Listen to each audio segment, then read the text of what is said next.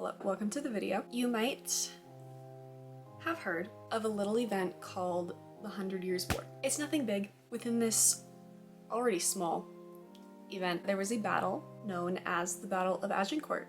Very popular battle, just a little. I have become obsessed with this battle. The weaponry and armor that was used in the Battle of Agincourt was some of the best of its time.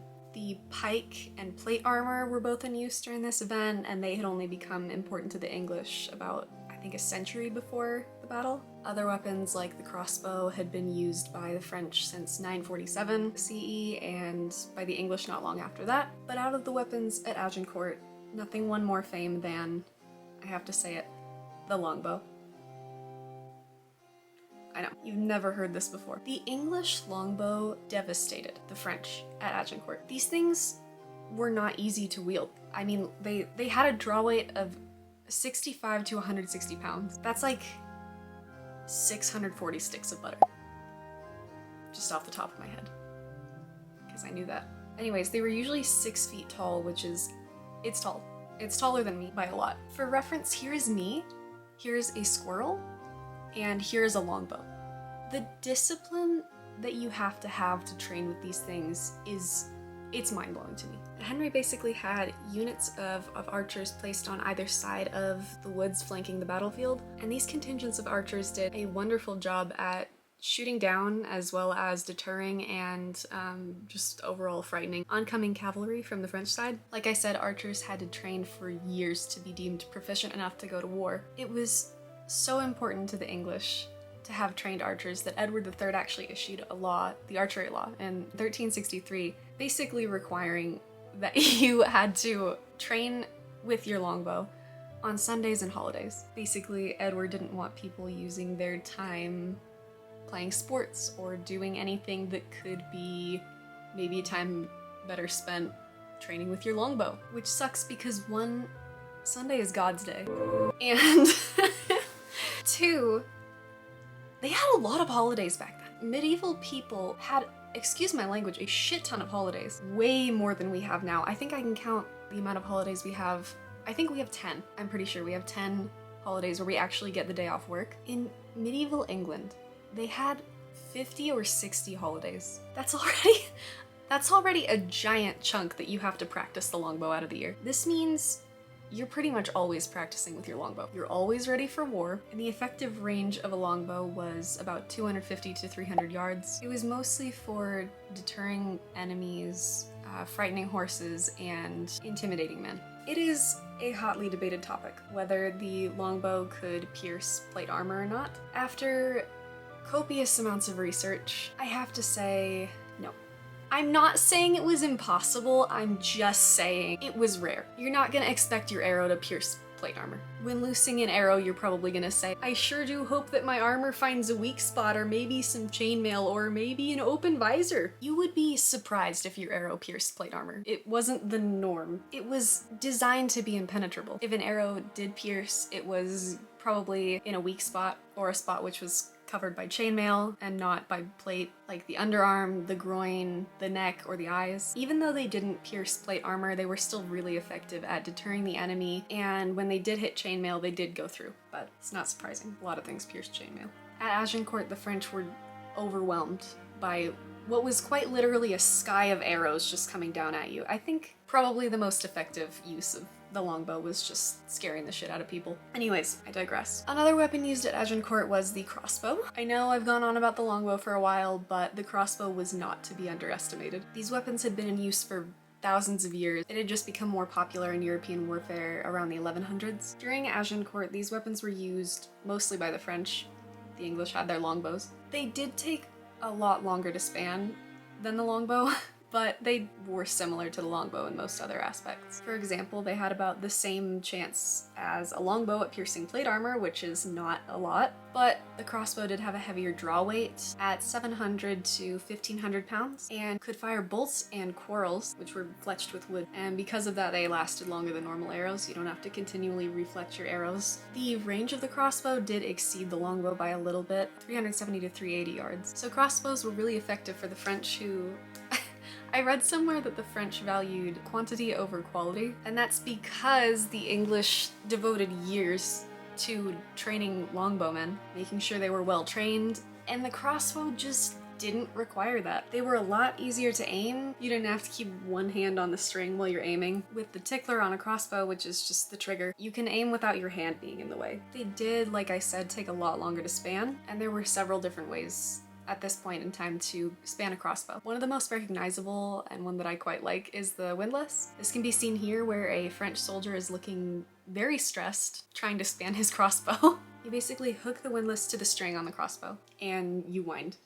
You wind for your life, which pulls the bowstring back until it clicks into the nut and you've got a crossbow ready to load. This was really slow, actually. This was particularly slow. And after spanning the crossbow, you did have to detach the windlass and set that aside and sort of reset it. If you were good, you reset it before the next use. Another way to span the crossbow was a Cranaquin. I fucking adore this thing. I don't know why. I think I just like how it looks. It's so cute! But it's very similar to the windlass. You hook it onto the string and you crank, but this time with one arm. It is also detachable like the windlass. Other methods included the pulley, which was a little mechanism that you wore around a belt. And it seems like it wouldn't actually be effective because you might be clanging into it while you're walking, but I think I do like this method actually. You have it around your belt and you have your crossbow and you set your crossbow down and you hook it onto the string and you use your own weight by pressing your foot down onto the crossbow and just pulling it back. This was quite quicker than a windlass or a Cranaquin, and you could just tuck the pulley back into the belt if you needed to run and you didn't want it moving around or hitting your leg while you were running. Moving on from the bows, we have daggers.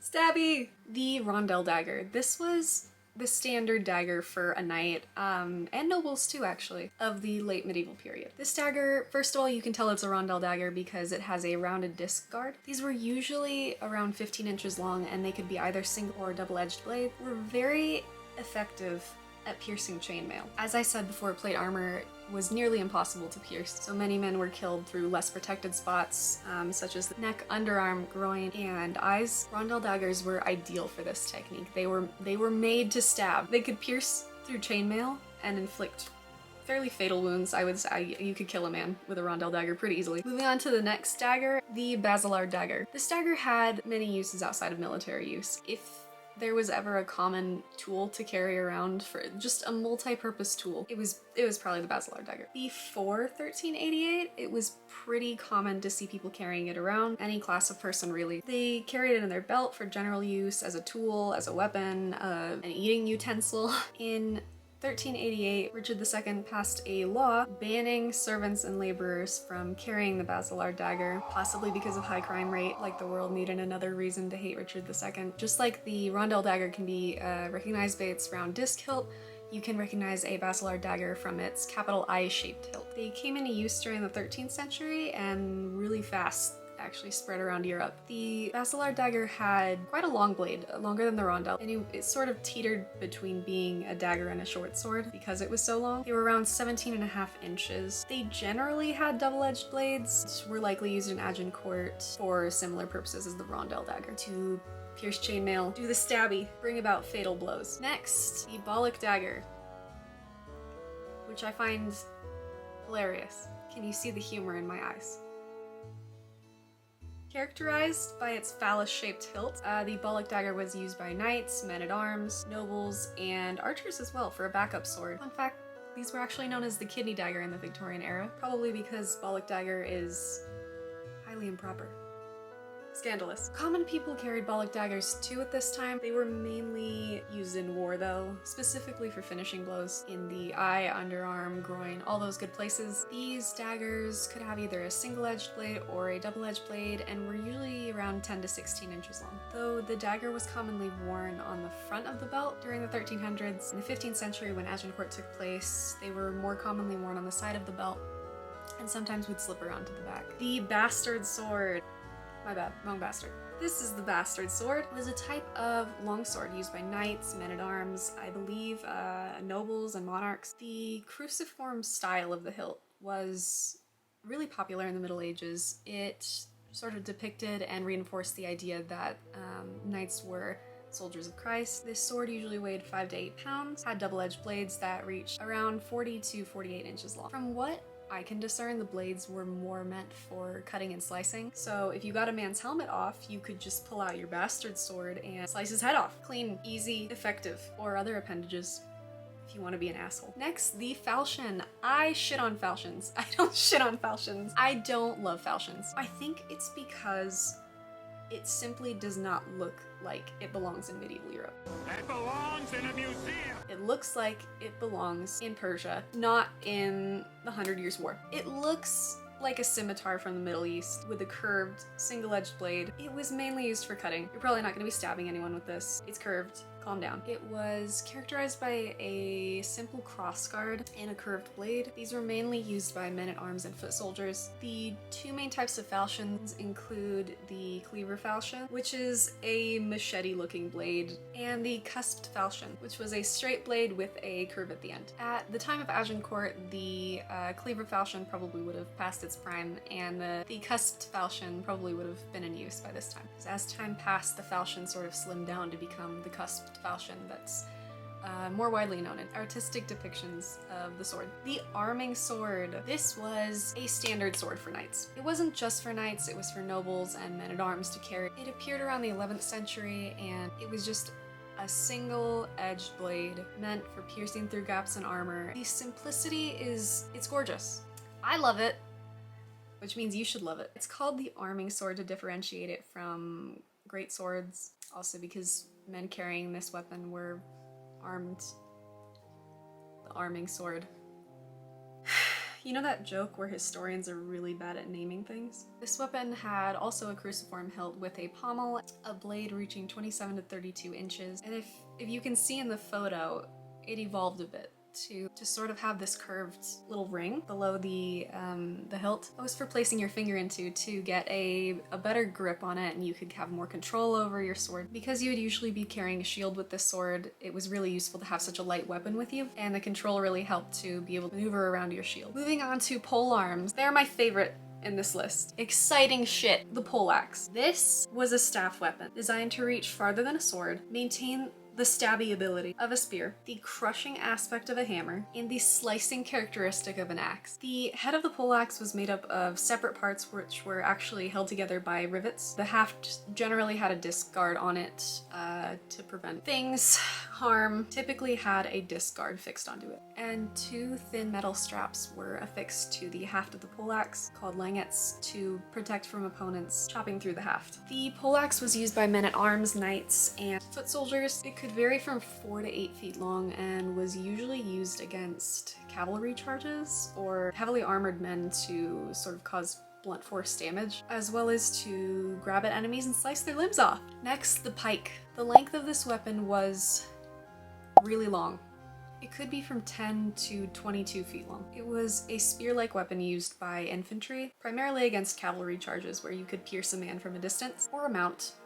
You could also pierce a horse. Because they were so long, they were designed to narrow down towards the head so that the weapon didn't droop. Their length also meant that they were difficult to control. More difficult to control than something like an arming sword, which means that when your enemy starts getting close, you're probably going to want to abandon ship with the pike, just let it go. Not ideal for close combat. Because of the spacing restrictions on the pike, they were probably used more at the beginning of a battle, and then the pikeman would probably either lose his pike or drop his pike, break his pike, and probably pull out a sword or a dagger of some sort and start fighting with that when the enemy advanced too close. There was a tactic where pikemen would line up in hedgehog formation, which is basically line up and point their pikes in the enemy's direction so as to repel oncoming attacks or keep enemies at bay. Next up is the bill. I like the bill. Also known as a bill hook, hook bill, or hand bill. The medieval bill developed in the 1200s when it was first used for agriculture and trimming trees. Then it was repurposed for war. Due to the creation of plate armor, the bill was useful for chopping and thrusting at armored opponents, where weapons such as a pike or spear might have just simply glanced off the plate armor. Used mostly by foot soldiers, the hook on the pike could actually grab enemies off their mounts, or tear through chainmail. It was more popular among the English. The extant examples that we have show them reaching 6 to 7.5 feet long and weighing 3 to 6 pounds. The actual weapon had a spike on top, a reverse spike or a fluke on the back, and a front blade, but just as often the front blade could be replaced with a smaller spike, all attached to a wooden haft with langets. It could be used similar to an axe, using the sharp bill to cut down enemies, or for stabbing and keeping enemies a good length away from you. The reverse spike was used mostly for bringing men off horses, puncturing helmets, or cutting reins, which I think is fucking badass. The front blade was useful for all-around chopping, and the top blade was, you guessed it, a stabby tool. The halberd. The halberd was essentially an axe fixed to a haft. Simply put, there you go. It did have the added benefit of a spike at the top and a fluke on the back. This weapon appeared similar to the bill at its core design, but it did not have langets, and where the bill sometimes didn't have an axe shape, the halberd always did. The halberd did have a similar use to the bill though, in that the users, usually men at arms or foot soldiers, could unhorse and slash at oncoming enemies. Weighing around 5 pounds and having a length of 5 to 7 feet, halberds could do serious damage to an armored man on his horse. Finally, the mace. The mace, it's very recognizable to the modern eye. It was wielded by infantrymen and cavalrymen, and was developed for the purpose of basically smashing into plate armor. Whether on horseback or on the ground, the mace was ideal for close combat and was able to cause serious damage to an armored man. Maces were fairly short. They were 2 to 3 feet long and weighed about 1 to 3 pounds. The haft could be made of wood or metal, and the head of the mace was made with flanges to gain traction once the mace had connected with the armor. The flanges didn't necessarily have to be sharp. In fact, most of them were blunt. The weapon was usually made for crashing against the opponent and intended to crush into plate and chainmail armor. Once that was done, you could just pull out your sword and finish the guy off. Good stuff. Love the mace. I think my favorite is probably, I really do like the bill. As funny as it looks, I really do like the bill. What is your favorite weapon out of all of these? Because I have spent months looking at this and watching video. Actually, I'm gonna link some videos down below. There are some people that I've watched that are actually really informative, done a way better job than I could ever do it at in-depth detail on these weapons. I just did a very brief overview of weapons that I have ascertained to be part of the Battle of Agincourt. So, thank you for watching. That is it for the video. I hope I provided some entertainment, possibly education. Have a good day, have a good life. Bye!